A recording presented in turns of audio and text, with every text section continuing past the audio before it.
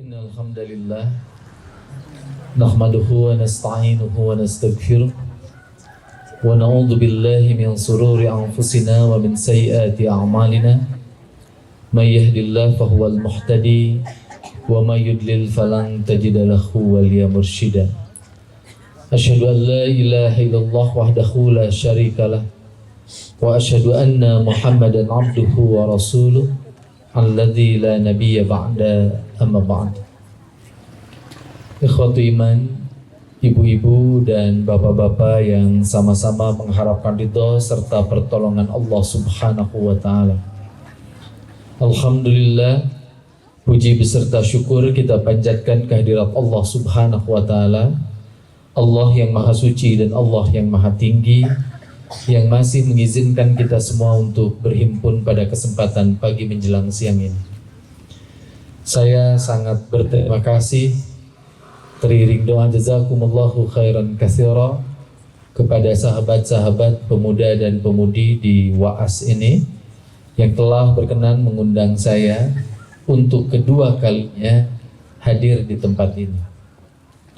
Dulu waktu saya hadir di bulan Ramadan, saya sempat takjub dengan ibu dan bapak sekalian karena sepanjang hayat saya baru menyampaikan pengajian dari mulai mendung, hujan, lalu kemudian mendung lagi dan panas. Dan saya bahagia ibu-ibu dan bapak-bapak tidak beranjak dari tempatnya masing-masing. Hari ini saya sangat bahagia karena udara dan cuaca jauh lebih baik. Dan mudah-mudahan ini tanda keberkahan Allah Subhanahu wa taala diturunkan untuk kita semua. Ikhwatu iman yang saya muliakan, hari ini saya diminta untuk ngobrol persoalan keluarga. Izinkan saya menyampaikan bahwa salah satu ilmu penting yang jarang kita dapatkan, padahal ilmu itu sangat kita butuhkan dalam kehidupan kita, adalah ilmu berkeluarga. Banyak di antara kita yang mengawali proses kehidupan keluarga hanya diawali dan dimulai dengan satu kosakata, yaitu cinta. Oleh sebab itu maka tidak jarang keluarga itu menjadi rentan. Ketahanan keluarganya tidak terlalu baik. Dan ini pernah terbukti ketika beberapa saat yang lalu, hatur nuhun, ada air putih, ada susu, luar biasa.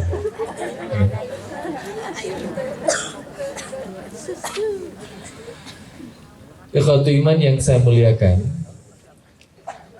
kerentanan keluarga ini nampak oleh kita semua ketika beberapa tahun yang lalu kita didera pandemi COVID-19.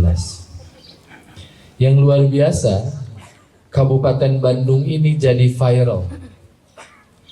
Kenapa jadi viral? Karena berita perceraian dan berita gugat cerai di kantor Pengadilan Agama Kabupaten Bandung itu tercatat sebagai salah satu jumlah perceraian terbesar di Indonesia. Jadi alhamdulillah Kabupaten Bandung ini juara.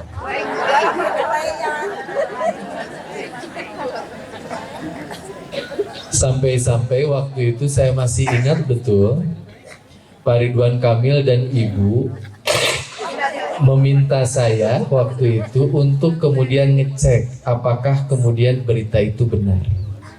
Dan ketika saya datang ke kantor Kementerian Agama, lalu kemudian mendapatkan penjelasan, Ustadz, memang berita itu benar, terjadi antrian panjang. Tapi antrian panjang itu terjadi karena waktu kita pandemi COVID-19, kita harus memberlakukan social distancing.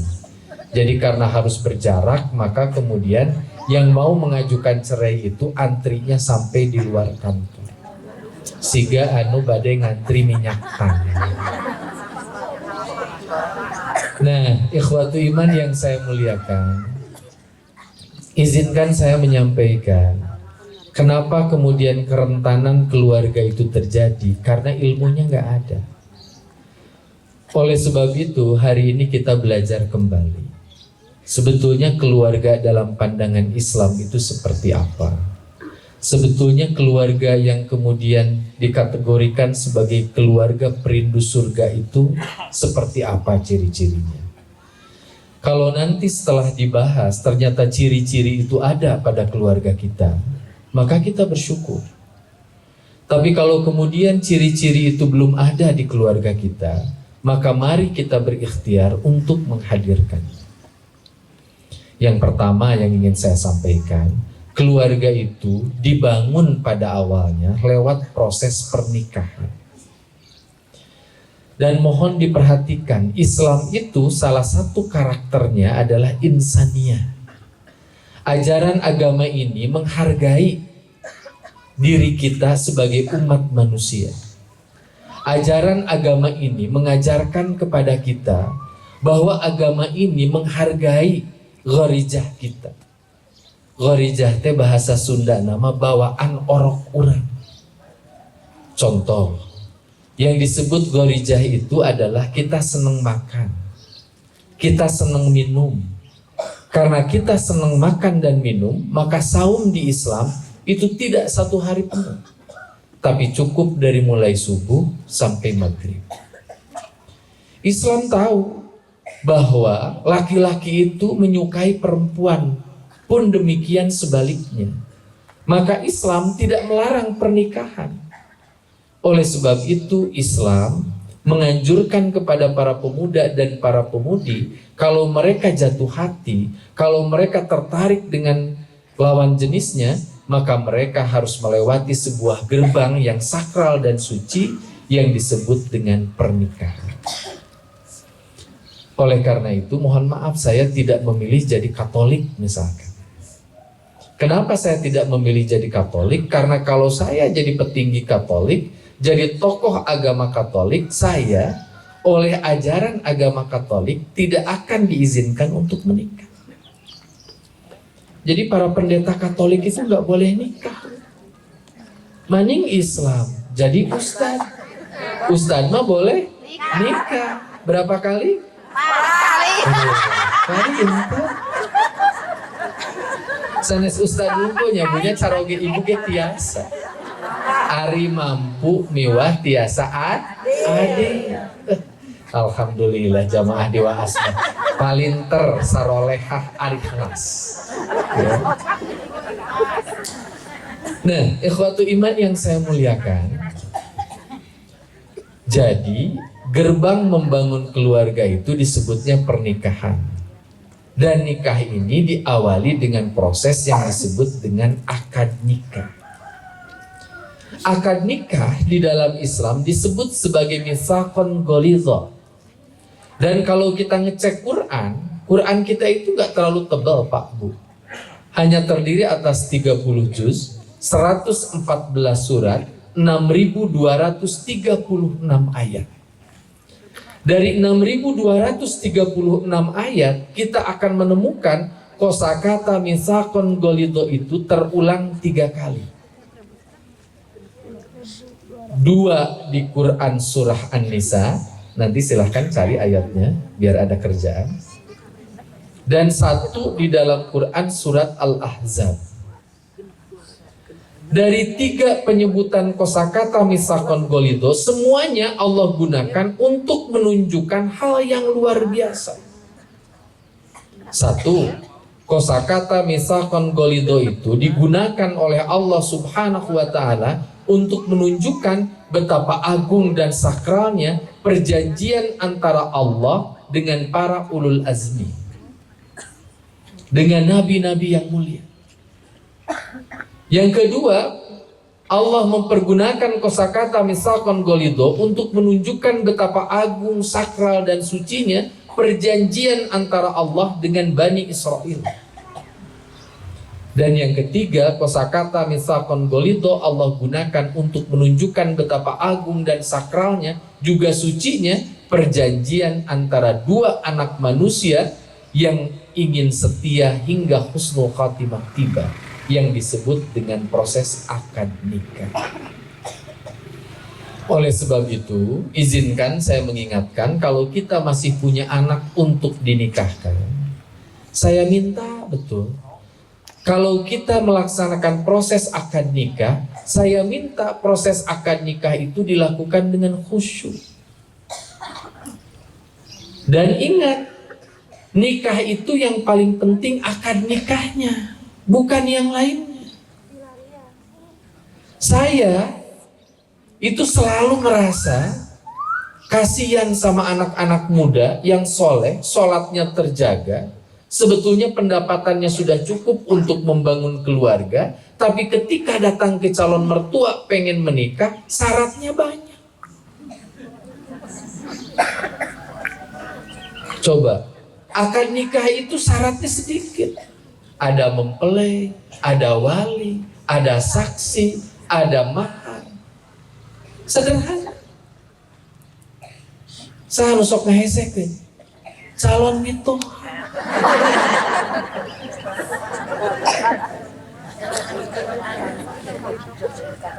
Dan yang unik, jarang tuh sebuah keluarga yang fokus kalau bikin acara pernikahan itu fokusnya ke akad nikahnya. Jarang yang fokus.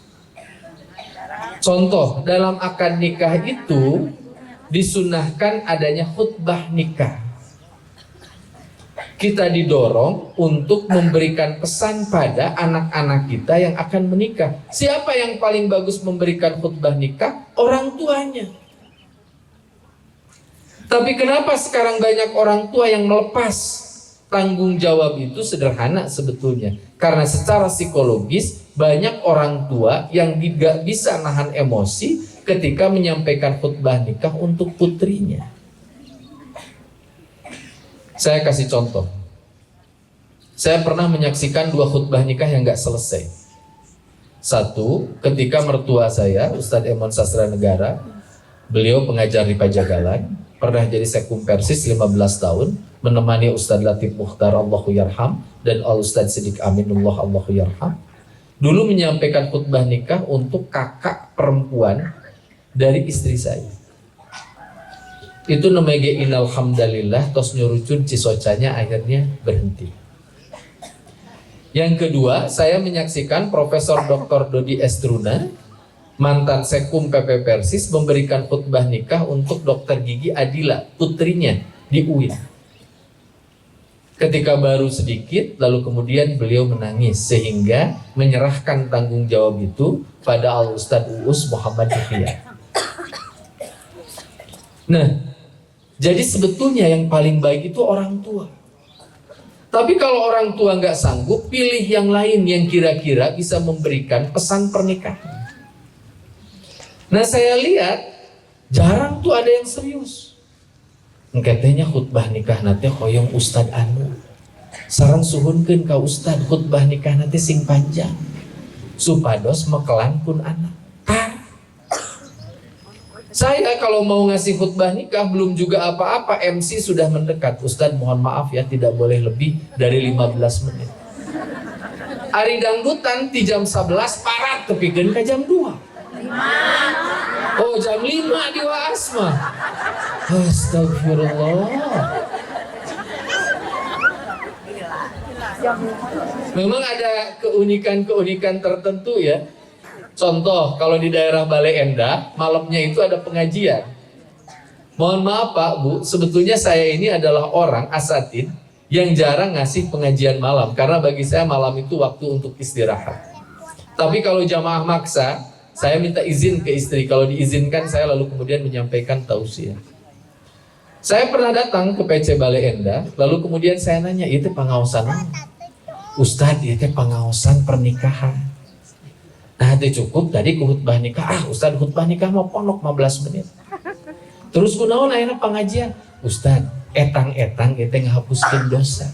Dosa naon? Tadi abdi teh dangdutan. Padahal mohon maaf ya, dangdutan juga belum berarti dosa ya, bukan berarti dosa. Itu bagian dari hiburan dan biasa-biasa saja ya. Tapi cik atau sing seriusnya, hari khutbah nikah 15 menit, hari dangdutan 5 jam. Kan nanti orang jadi bertanya, ini teh mau ngadain walimatul urus atau kemudian konser dangdut. Nah, ikhwatu iman yang saya muliakan, kenapa saya ngobrol ini? Karena sampai hari ini struktur kurikulum nasional kita di SD, di SMP, di SMA, bahkan di pesantren itu belum memuat kurikulum tentang pendidikan keluarga. Sehingga ada seorang anak muda menikah lalu kemudian dia resmi jadi suami. Ditanya apa tugas suami? Jawabannya sederhana banget, cari rezeki. Istrinya ditanya apa tugasmu sebagai seorang istri? Sumur, dapur, kasur. Padahal dua jawaban itu tentu tidak sepenuhnya salah. Tapi sebetulnya akan sulit mencari pembenar argumentasi dari Quran dan hadis.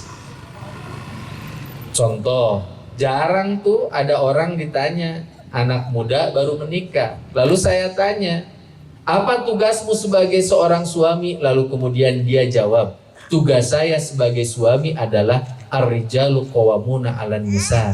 Saya ini pemimpin bagi istri saya. Apa fungsimu? Ya ayyuhalladzina amanu qu anfusakum wa ahlikum nara. Tugas utama saya adalah memastikan diri saya, pasangan hidup saya, anak-anak saya, keluarga saya masuk surga secara berjamaah. Istrinya ditanya, apa tugasmu? Lalu kemudian dia menjawab, al-madrasatun ula. Saya ini madrasah utama bagi anak-anak saya dan bagi keluarga saya. Itu fungsi pokoknya. Tapi fungsi pokok itu dilupakan. Oleh karena itu kalau ada bapak punya penghasilan bagus, istrinya dipenuhi kebutuhannya, anaknya dipenuhi keinginannya, lalu kemudian dia mengklaim saya ini sudah jadi suami yang keren. Kenapa keren? Karena istri saya mau apapun bisa saya penuhi keinginannya. Anak saya pengen apapun saya bisa penuhi keinginannya. Padahal suami itu nggak pernah tuh ngajarin Fatihah untuk istrinya, nggak pernah ngajarin Fatihah untuk anak-anaknya, nggak pernah ngecek anaknya itu ruku dan sujudnya bener apa enggak. Oleh karena itu mohon bedakan mana suami dan mana mesin ATM.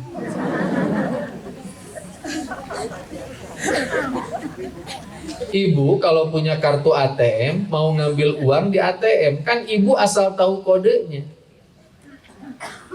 Setelah ibu tahu kodenya, keluar uangnya. Kalau suami kerjaannya kemudian dia memberikan uang dengan kode-kode tertentu, berarti dia bukan suami. Dia hanya sekedar mesin ATM. Oh, ibu tadi kodean, keluar we artos. Ibu juga sama. Ibu tuh bukan pembantu rumah tangga yang fungsinya hanya urusan-urusan domestik, sumur, dapur, kasur. Kalau dapur ibu udah beres, nyuci udah beres, beberes kasur, beberes rumah udah beres, lalu kemudian ibu mengatakan, saya adalah seorang istri yang baik karena rumah selalu rapi. Padahal yang mesti dirapihin sama ibu itu bukan hanya rumah, tapi juga ngerapihin akidah dan tauhid, juga ibadah dan akhlak anak-anak kita. Oleh karena itu kalau ada yang nanya, kenapa sih ibu-ibu teh mesti ngaji? Ibu-ibu itu mesti ngaji agar ibu-ibu punya ilmu, dan ilmunya nanti digunakan untuk mendidik anak-anaknya. Makanya mohon maaf kalau di rumah saya, pekerjaan rumah itu dibagi atas dasar ta'awun. Jadi saya meskipun tinggi saya 171, berat saya 94, jangkung ageng, saya di rumah itu biasa nyapu. Kalau istri saya sedang sakit, saya yang masak. Kalau kemudian istri saya sedang repot, Kadang saya yang kemudian mencuci pakaian biasa saja. Kenapa? Karena pekerjaan-pekerjaan itu bukan hanya pekerjaan perempuan. Tapi kalau laki-laki bisa bantu, nggak jadi masalah. Rasul ketika kemudian bajunya sobek itu dijahit sendiri, nggak nyuruh istrinya. Ya. Jadi untuk kaum bapak, Pak, saya mau titip pesan ke bapak. Kalau bapak kira-kira bisa nyeseh nyalira. Da ari nu kasep mah nyeseh ge anger bakal kasep.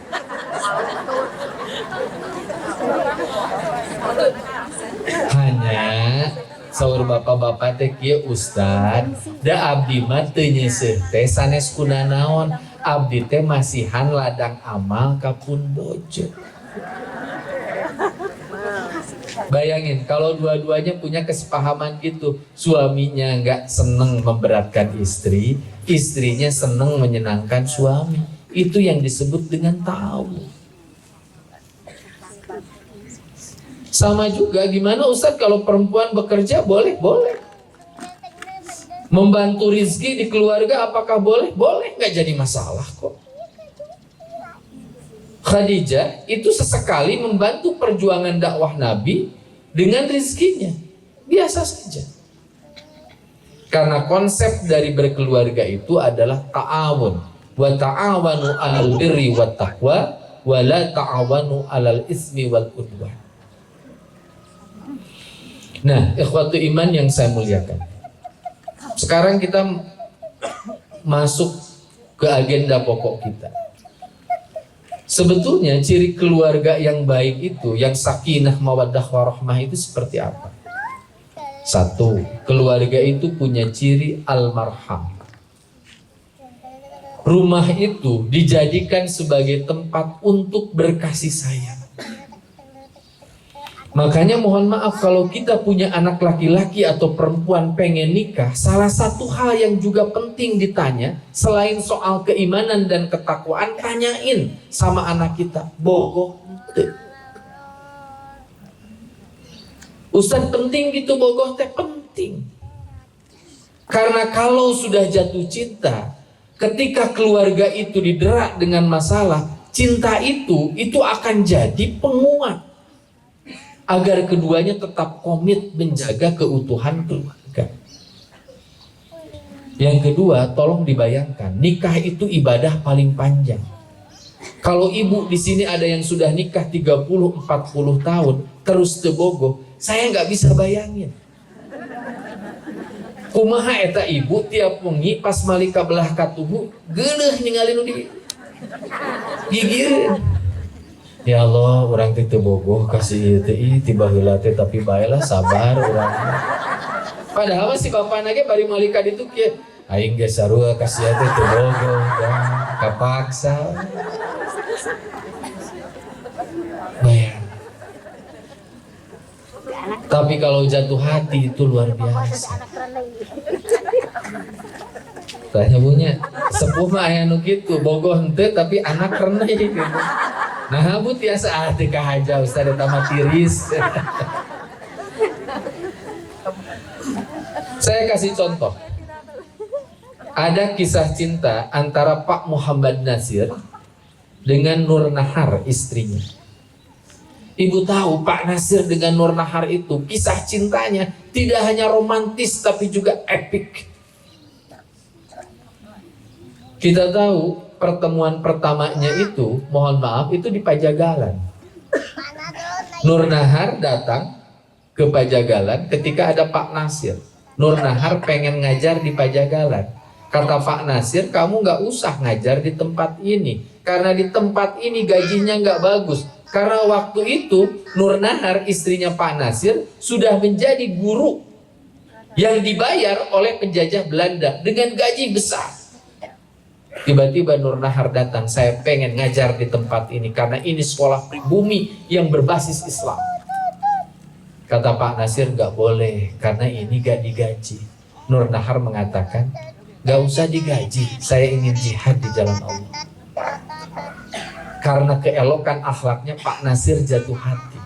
Akhirnya dua-duanya menikah. Kalau ada pertanyaan, Pak Nasir itu Ustadz pernah jadi Perdana Menteri, ya iya. Tapi Pak Nasir sampai akhir hayat hidup dengan kesederhanaan yang luar biasa. Pak Nasir itu hidupnya sederhana. Lalu kemudian ikhwatu iman yang saya muliakan, Pak Nasir dengan Nur Nahar itu suatu saat itu kehabisan uang untuk menghidupkan Pemdais. Apa yang dilakukan Nur Nahar itu? Lalu kemudian membuka seluruh perhiasannya, lalu diserahkan kepada Pak Nasir. Lalu Nur Nahar mengatakan, tolong gunakan ini untuk perjuangan Islam.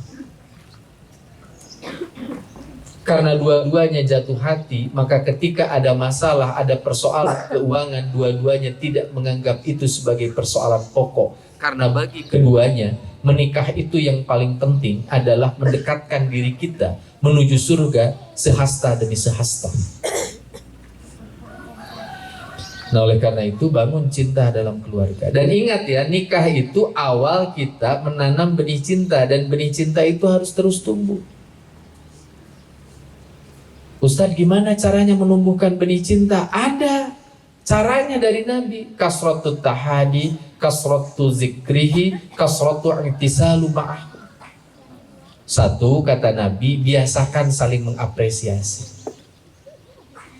Ingat ya, bawaan orok kita itu pengen dipuji. Boleh nggak kita pengen dipuji? Boleh nggak kita pengen diapresiasi? Jawabannya boleh. Boleh. Saya kasih contoh. Ibu-ibu yang ada di hadapan saya itu kalau pakai baju itu pasti dipadu-padankan. Kerudungnya hitam, bajunya hitam. Bajunya kuning, kerudungnya kuning. Bajunya merah, ke atasnya orange. Kenapa memakai pakaian seperti ini? Kita harus jujur, kita pengen dianggap indah dan baik. Boleh nggak? Boleh. Makanya saya suka agak bingung kalau ada orang tanya. Kalau ada orang ditanya, Bu, kunaon nganggo-anggoan teh siga kitu mani pantes. Ah, Ustad abdi malillahi ta'ala. Mani soleha. Ibu ge kedah ngangken, ibu ge hoyong diapresiasi kuno sanes dan boleh.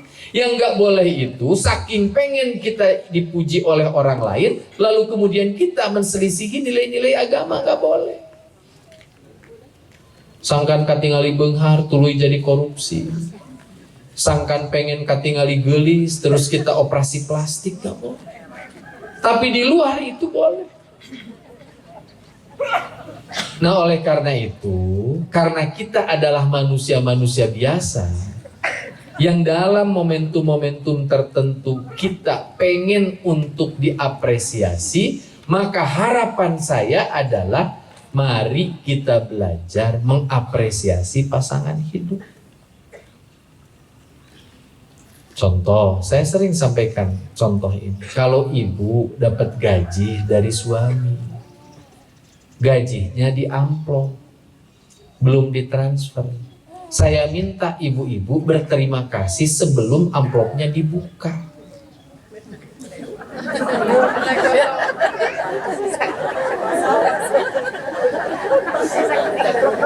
Kenapa seperti itu? Sabab biasanya ibu-ibu di negara batur mah beda esi, beda cara berterima kasih. Biasanya si bapak teh gajina teh 4 juta. Pas dibuka ku ibu teh nah aya 2.800.000. Ari pas 4 juta mah ibu teh manikia, alhamdulillah ayah jazakumullahu khairan kasiro. Cek si ayah nanti amin wa iyyakum. Tapi lamun 2.800.000, alhamdulillah nama alhamdulillah ngan wajah berubah. Alhamdulillah ayah jazakumullah khairan kasiro. Cek salah kita teh amin sia teh kehen.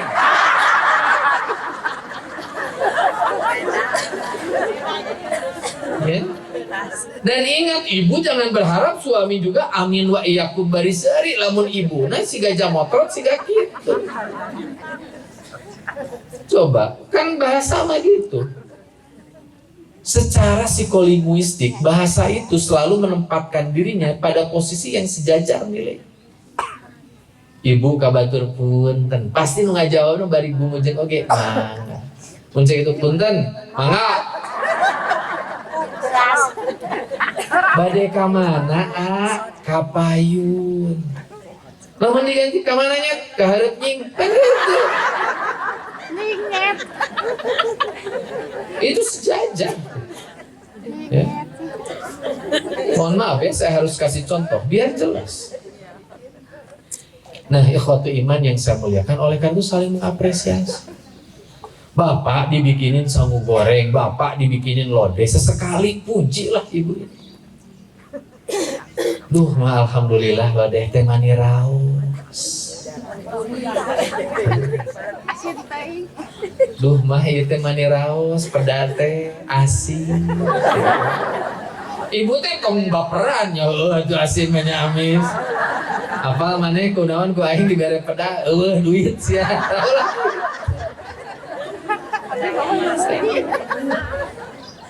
Coba saling mengapresiasi.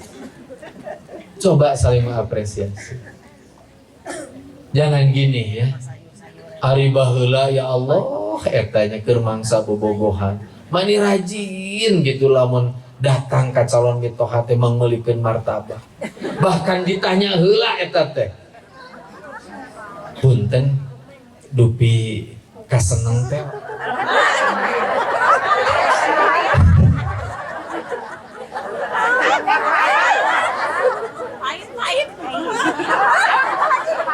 Tuh, benten ya pami senior mas santai.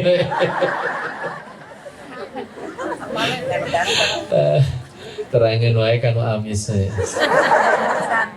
Nah, Bu, Pak. Baru saja udah sampai mana?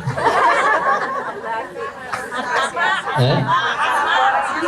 Oh, baru sampai makanan. Ya martabak. Ari baheula keur bobogohan ya Allah saacan berangkat malam mingguan teh manina Rasulullah. Punten dupi kaseneng teh martabak amis atanapi asin. Terus dijawab ge ku itu manis, ke manisna teh keju kacang coklat atanapi nganggo pisang. Ditanya panjang ya Allah teh. Nah ayeuna geus kawin tara ditanya erek malam Senin, malam Rebo, malam Salasa, malam Kemis, malam Jumat, Sabtu, Minggu tara ditanya martabak. Cek ibu teh nanya ka salaki, Pak kunaon bapak teh robah ka mama? Baheula masuk nanya pajar maneh hayang martabak amis jeung asin ayeuna mah tara jol-jol teh bala-bala deui. Suamina teh ngajawab ari mamah teh emut kapungkur bapak upami ka mamah teh menyambut bapak teh dipantau rak sukanana sae seungit bari geulis. Pada ayeuna mah tiap poe mamah ge cenah make teh daster bolong wajar we bala-bala.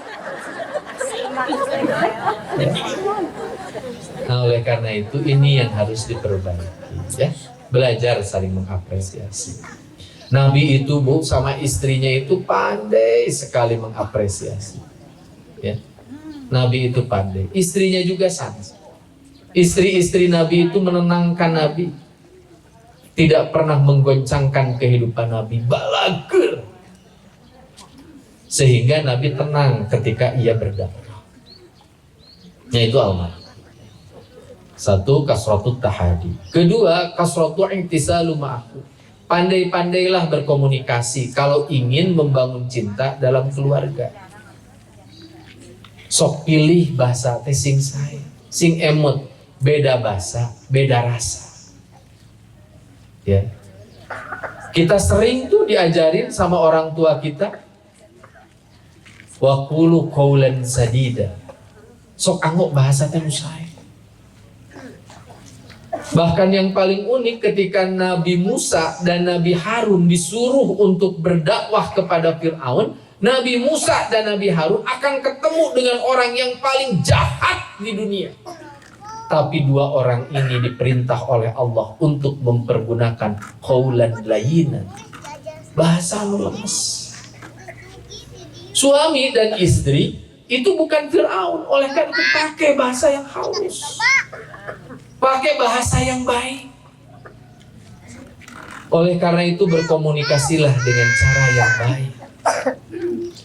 Ya Allah, Pak, Bu, ya, saya kasih contoh. Nabi itu kalau ngobrol dengan istrinya itu selalu pakai bahasa yang halus kan.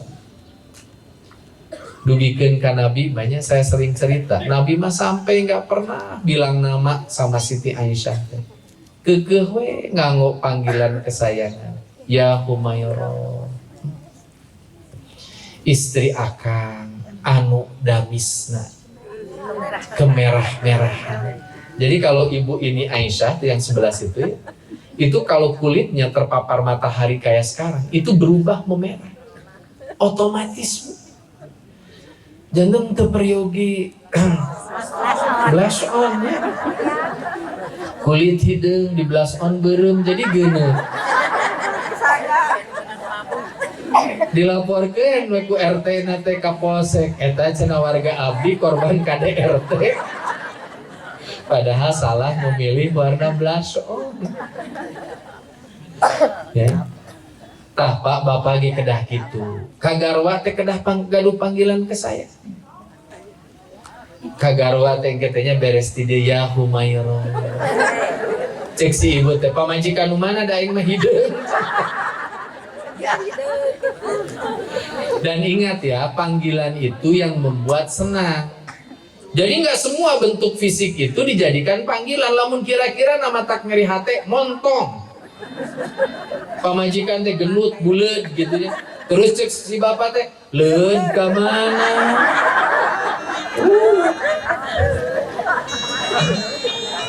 Cek pamajikan teh ka dieu bro, cenah ada salah kira gimana? Jangan. Cari kira-kira panggilan kesayangan apa. Misalkan dulu ya, kakek saya sama nenek saya panggilan teh Nung. Padahal nami aslina Iti.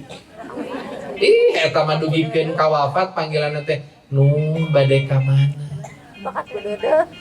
Bakat ku dede gitu. Eta teh pun eyangnya nini sakitu geus sepuh ge tiap dipanggil Nung teh imut gitu. Nung ka mana? Pun eyang nu istri kacarogena nyebat Aa. Ya Allah eta. Sampai dulu ketika anak saya, ketika kakeknya masih ada yang di Tasik. Itu lalu kemudian uyutnya masih ada di Tasik. Anak saya sampai bilang gini, "Papa, etanya uyutnya hayangnya dibilang Aa padahal udah kolot." Tapi bagi saya ini adalah ekspresi bagaimana caranya membangun kekuatan cinta dalam keluarga. Yang ketiga adalah kasratu dzikrihi. Kalau ingin membangun cinta itu, apa kasratu dzikrihi itu? Kasratu dzikrihi itu artinya saling mengingat. Mengingat apa? Kita itu dipersatukan oleh Allah Subhanahu wa taala dengan pasangan hidup kita, itu bukan karena gantengnya kita, bukan karena cantiknya pasangan kita, tapi karena izin Allah Subhanahu wa ta'ala. Oleh karena itu mohon maaf ya, kalau kemudian ibu dan bapak menikah, jangan pernah sesekali punya anggapan bahwa bapak dan ibu itu menikah karena kerennya bapak dan ibu. Enggak, karena Allah ridho saja, titik. Ya. Bayangin, saya orang Tasik nikah dengan orang Bandung. Kan ibu gak boleh punya pikiran gini, apal tuh Ustadz Tatan kunaon kawin ke orang Bandung. Teh di Tasik Ustadz Tatan teh nu resep. Kan jahat itu bu. Aya bu teh malah seueur gitu. Istri saya juga sama. Saya tahu kok istri saya banyak yang ngeceng. Bahkan mohon maaf ya, saya sering ngobrol gini ke istri saya dalam kehidupan kami, saya sering ngobrol gini. Padahal mahnya kapungkur nu ngeceng Umi teh luar biasa. Sekolah di Al Azhar, putra ulama. Tapi kunaon Umi teh bet milih bapak. Kata istri saya nggak gini sugan, pedawe bapak teh kasep teh. Atana pikirnya nuluy parama kapaksa we pada bapak maksa wae teu. Jawabannya teh apa? Allah ridho ka bapa. Siga Allah memasukkan nama Umi ke hati Bapak. Oleh karena itu, kenapa perceraian itu sesuatu yang halal tapi tidak disukai Allah? Karena Allah sebetulnya pengen sesuatu yang dipersatukan oleh Allah, biarkan dipisahkannya juga oleh Allah melalui malakul maut. Ya, jadi biarin tuh. Jadi saya mohon ya gini, kalau ibu melihat suami ada kekurangan, coba saya mau tanya, cung di dia anu suamina sempurna sok ngaco. Lamun ayah dipanggil salakina ku abdi ka dieu. Atau bapak-bapak, siapa yang istrinya sempurna? Nggak ada. Istri saya juga nggak sempurna. Istri saya punya kekurangan. Saya juga sama punya kekurangan. Tapi lalu kemudian kalau ada pertanyaan, kenapa kemudian dibalik kekurangan itu kita bertahan? Kan alasannya sederhana. Karena kalaupun ada kekurangan di suami ibu-ibu, saya sering sarankan, ibu-ibu nggak boleh tiba-tiba punya pikiran gini, Ustaduh, caroge teh asa kieu-kieu teuing, kumaha upami ku abdi teh ditukar tamah. Kan nggak bisa ya. Kalau suami punya kekurangan, ibu tutupi kekurangan itu sambil kemudian sama-sama diperbaiki. Bapak juga sama. Sok di dia saha anu carogena kaset nalika kulem. Urang teh Pak kaset nalika kieu we pedah ditinggali batur, seuri, wajah bear marah mai. Coba kalau kita sedang tidur, kita nggak punya kontrol atas diri kita. Calangan, nyegrek, gandeng. Tapi ibu bapak tahu nggak nanti kalau pasangan kita sudah wafat, ngorok nawae kita rindukan. Baheula mah eta teh ngorokna teh ngaganggu. Ayeuna mah ih manison. Ya Allah, baiklah mani ngorok, nu penting mah hirup kok. Kata kayaknya kayak gitu nya. Caroge teh ka ibu teh kieu, mah tadi cek Ustad Datan, orang teh kadangnya pami monok teh sok ngorok hapunten nya. Ku ibu teh buru-buru ditangkep teu naon. Pek ngorok ke nu penting bapak hirup.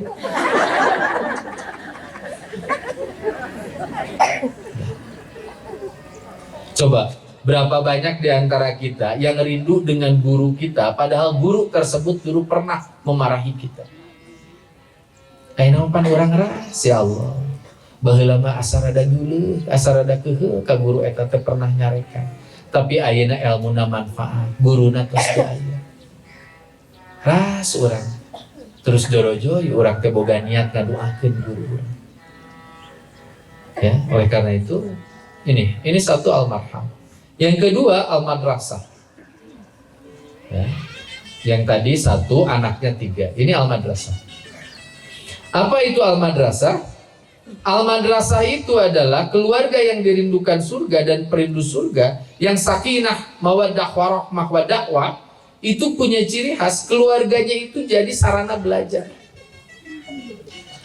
Oleh karena itu saya mohon kita semua, yuk kita belajar, menjadikan rumah kita sebagai madrasah, tempat anak-anak kita belajar. Suka ada pertanyaan, Ustadz, kunaonnya ada beberapa mahasiswa yang ikut NII KW9 di Jogja, di Bandung, di beberapa tempat. Ada orang yang akhirnya tersesat. Maka jawabannya saya sampaikan, yang paling bertanggung jawab kalau ada anak-anaknya tersesat itu bukan gurunya tapi orang tuanya. Karena orang tua gagal menjadi guru bagi anak-anak. Coba kalau kemudian anak-anak kita teh punya guru di rumah enakeun, Bu. Misalkan anak teh nanya, "Mah, ieu teh saur guru abdi, kalau kita beda keyakinan dengan orang tua, meskipun itu dalam konteks fikih, orang tua kita teh dianggap kafir, sehingga saya boleh mencuri uangnya." Saur mamah kumaha? Kan kita bisa jawab. Ibu teh panginten ngadres we surat Al-Fat ayat ke-28. Muhammadur Rasulullah walladzina ma'ah asyidda'u 'alal kuffar ruhama'u bainakum al-ayat. Jang atanapi neng, memang ciri pengikut Nabi mah tegas pada kekufuran dan berkasih sayang sebagai sesama muslim. Tapi upami neng jeung mamah beda dengan ukur alatan persoalan fikih, itu tidak boleh dijadikan sebagai alasan neng zolim sama mama. Kan ini penting untuk diketahui oleh anak-anak kita. Contoh, saya mau tanya sama ibu. Anak nanya, mah ari nu leres teh taraweh teh 11 atanapi 2 tilu. Mah ari saum Ramadan ayeuna teh beresna misalkan Salasa atanapi Rebo. Harusnya kita yang jawab. Ulah ieu mas dia pertanyaan teh jiga tanyakeun ka ustad lah. Iya, apalagi ada lain anak ustad, anak ibu, jawab ku ibu. Kecuali caroge ibu teh ustadna teh ya gitu. Bahkan saya sering ngobrol gini, bisa nggak kalau hanya sekedar suratul Fatihah itu yang ngajarin jangan orang lain tapi bapaknya, tapi ibunya. Sehari semalam anak kita baca suratul Fatihah itu minimal itu 17 kali. Kalau kita yang ngajarin suratul Fatihah itu, maka kita akan dapat pahala yang luar biasa dari Allah. Iya ya Allah, suratul Fatihah ge budak teh apal teh ti ustaz. Terus urang kabagean naon? Oleh karena itu saran saya, beres pengajian ini nanti di rumah cek Fatihah anak-anak kita. Ulah tepikeun ka maca surat Fatihah tina 7 ayat salah 7. Ya. Sok diajarkan. Bapak pernah nggak Pak ngecek anak Bapak sholat, rukunya udah bener nggak, sujudnya udah bener nggak? Ketika sujud bagian mana dulu yang nempel di tempat sujud? Berapa banyak bagian tubuh yang harus nempel ke tempat sujud ketika anak kita bersujud? Pernah tadi itu? Itu tanggung jawab kita.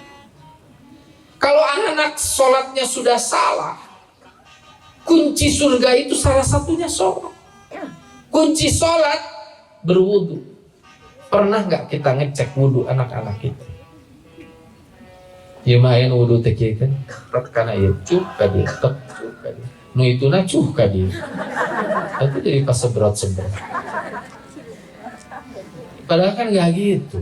Islam itu efisien dan efektif. Ketika ngambil air, dimasukkan ke mulut sebagian, dimasukkan dihirup ke hidung sebagian. Itu kan hal yang biasa. Ya Allah, saya mohon maaf ya, kemarin baru pekan lalu saya baru pulang dari Istanbul, Turki. Saya diminta ngaji di Istanbul, lalu kemudian di Kayseri sama di Konya. Saya jalan dengan istri saya. Di pesawat itu ada orang, mohon maaf sekali, saya pakai pesawat transit di Doha, di Qatar.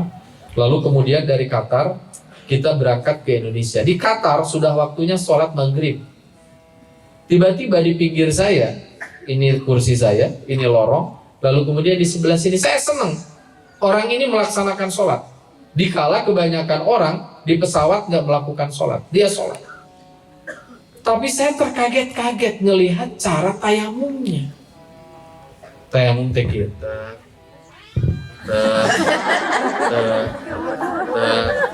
diketukan terus ka dia.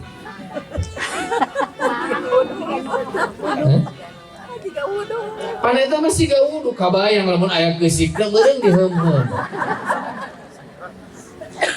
Bayangin kita yang ngerti bisa senyum, bisa ketawa, menertawakan itu. Tapi kenapa dia melakukan itu? Mungkin dia nggak pernah diajarin sama ibu dan bapaknya cara tayamum yang benar.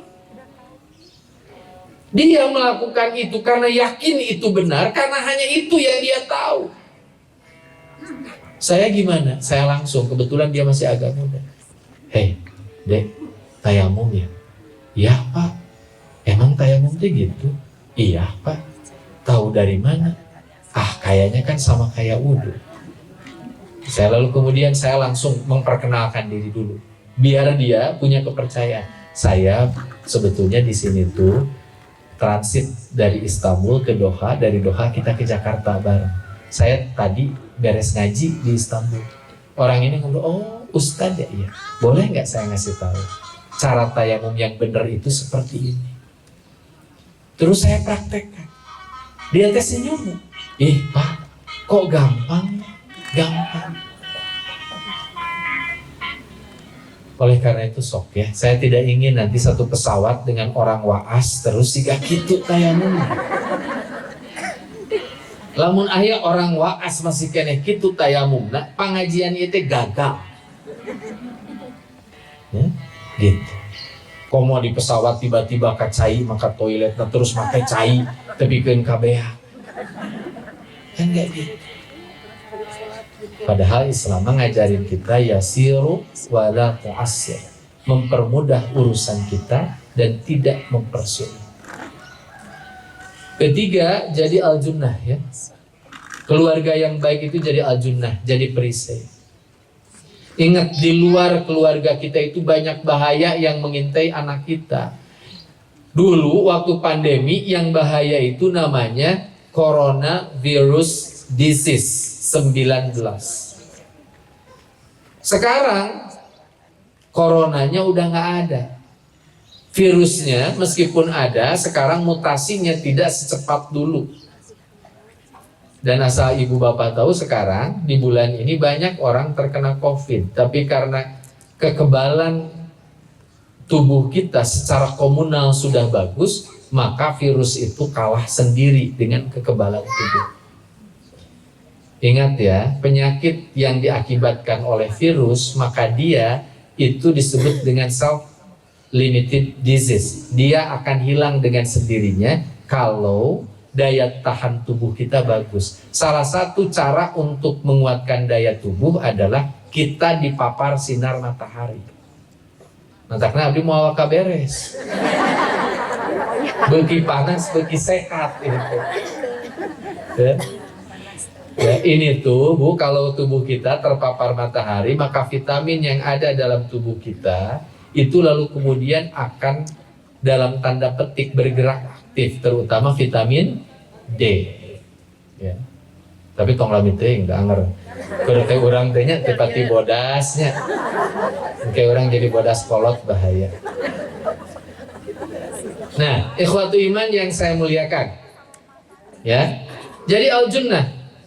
Dulu waktu ada COVID, kita pakai masker. Sieun pisan. Sekarang pertanyaan saya, bahaya yang mengintai keluarga kita itu bukan hanya virus COVID. Ada yang lebih bahaya. Yaitu misalkan kalau zaman dulu disebut sebagai takhayul bid'ah dan khurafat. Sekarang ada lagi virusnya food, fashion, dan fun. Itu juga sama. Food, orang teh, hati-hati ya ini sama anak-anak muda. Jangan pernah terjerat narkotika dan zat adiktif lainnya. Kalau bapak nanya zat adiktif itu cirinya apa? Nu paling enteng mah tungtung nain, morfin, heroin, nikotin dina naon? Rokok, kafein dina kopi, petsin. Itu tuh edik. Bapak seperti mempergunakan pecin, ibunya awalnya sedikit, lambat laun tekarawas, akhirnya kemudian ditambahkan. Kopi awalnya 1 gelas, lambat laun bertambah. Rokok awalnya ngan ukur sabatang, isuk pageto jadi sabungkus, isuk pageto jadi 3 bungkus sapoe. Saya termasuk orang yang punya komitmen, saya nggak boleh dijajah oleh apapun kecuali oleh Allah. Wah Allah mah abdi nurut Bu, dipiwarang buku mah abdi nurut. Subuh tiris tunu dititah sholat ku Allah nurut. Kunaon? Da Allah anu nyiptakeun anu. Tapi saya punya komitmen, saya tidak dijajah oleh apapun. Jadi kalau anak pemuda Persis di sini nanya, Ustaz Tatan ngarokok tuh bisa ngarokok, tapi bisa itu. Saya bisa 3 bulan nggak ngerokok, saya bisa 1 malam habis setengah bungkus, bisa. Mohon maaf ya, sampai sekarang saya masih merokok. Ini bukan contoh yang baik. Dan saya masih tetap sesuai dengan fatwa Tuan Hasan, rokok itu hanya sekedar makruh. Beda dengan Persyarikatan Muhammadiyah yang sudah menyebut rokok itu haram. Kalau saya masih makruh. Ya. Karena tidak semua yang kemudian mencelakakan itu atau yang punya indikasi bisa mencelakakan itu langsung tiba-tiba divonis haram. Ya. Da baso ge tiasa makruh. Ya. Kan sok aya Ustaz ngobrol kieu, Bu Ibu kuduna mah tah lamun bapak-bapak teu ngarokok, ibu-ibu teh masna geus reunceuh. Cek bapak-bapak teh sami Ustaz, pamipun bojo teu ngabaso wae ge masna geus reunceuh. Matakna geus lah dasar wana ieu. Hidup tukang rokok. Tapi saya minta apa? Ini permohonan saya, jangan sampai kita itu dijajah sama rokok. Saya jujur, kalau saya ngelihat ada orang berbuka puasa belum apa-apa, lalu kemudian sudah merokok, saya pasti tegur. Cik atuh tong dijajah siga kitu teh. Nabi ge ku korma heula. Dari ya ku jarum super, ku samsu, ku sampurnami. Cik atuh rada nurut bab eta. Terus lamun ngarokok tong di masjid. Saya termasuk asatid yang melarang ada orang merokok di masjid. Margi Nabi, kalau ada orang bau mulutnya belum berubah, Nabi mempersilahkan orang itu untuk bersiwak terlebih dahulu, baru datang ke masjid. Nah, al-junnah, yafud, lalu kemudian fan, hati-hati dengan kesenangannya. Ibu-ibu punya handphone kan semuanya? Nih, handphone teh nyabunya tiasa janten ngaslahat, tiasa janten mafsadat. Hati-hati. Ibu ningalian Instagram, ningalian Facebook, ngebandingkan hidup ibu dengan orang lain yang lebih baik, pasti ibu teh kehilangan rasa syukurnya. Duh, kunaonnya si itu mah hirup teh mani bagja ya Allah. Tara gawe tapi mani loba duitna. Ari urang gawe tiap we duit wae. Jangan, hati-hati. Itu bisa merusak hati. Lalu kemudian ada fashion, hati-hati dengan pakaian kita ya. Hati-hati dengan pakaian kita. Saya senang di sini ibu-ibu menutup aurat semuanya ya.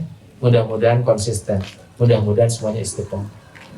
Oke, yang terakhir saja karena sudah panas, yaitu al-mahya us-sunnah.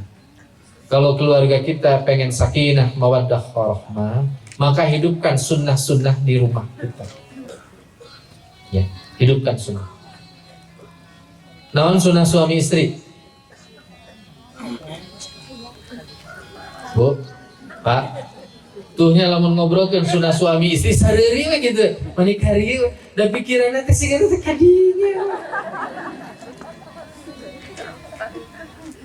Apa sunnah berkeluarga? Contoh, kalau mau masuk ke ruangan baca salam. Anak kita kalau mau masuk ke kamar kita wajib hukumnya membacakan salam.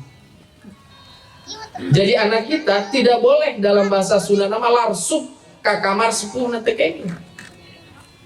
Oleh karena itu dalam Islam kamar orang tua harus dipisahkan dari kamar anak. Kamar anak laki-laki harus dipisahkan dengan kamar anak perempuan. Ayah ibu-ibu nunaros Ustadz kumaha da bumi abdi ma'alin. Aripun anak seueur nu salah ibu tidak merencanakan kelahiran. Ari geus riweuh kitu karak nanya ka Ustadz. Baheula atuh nanya negara. Siga aya bapak-bapak kieu salat Id datang di rakaat kedua terus nanya ka Ustadz, Ustadz kumahanya abdi tadi masbuk. Aneta teh takbir teh 75. Ari abdi datangna di rakaat kedua anu 5. Abdi kenging teh namihan anu kadua. Ari nu kaduana 7 atanapi 5. Kan eta teh ngalirkeun aing nu kitu teh. Sia ada bertelat atuh. Rasa oke mana Lieur eta teh Bu. Sama kan, mohon maaf nih. Ini agak sensitif. Ada anak yang sudah hamil duluan terus datang ke saya. Ustaz kumahanya abdi teh kedah nikah tanah pintu. Nya kedah atuh cenah. Manya teu nikah, Ustaz maksa teh ki abdi teh da teh tos hamil ti payi.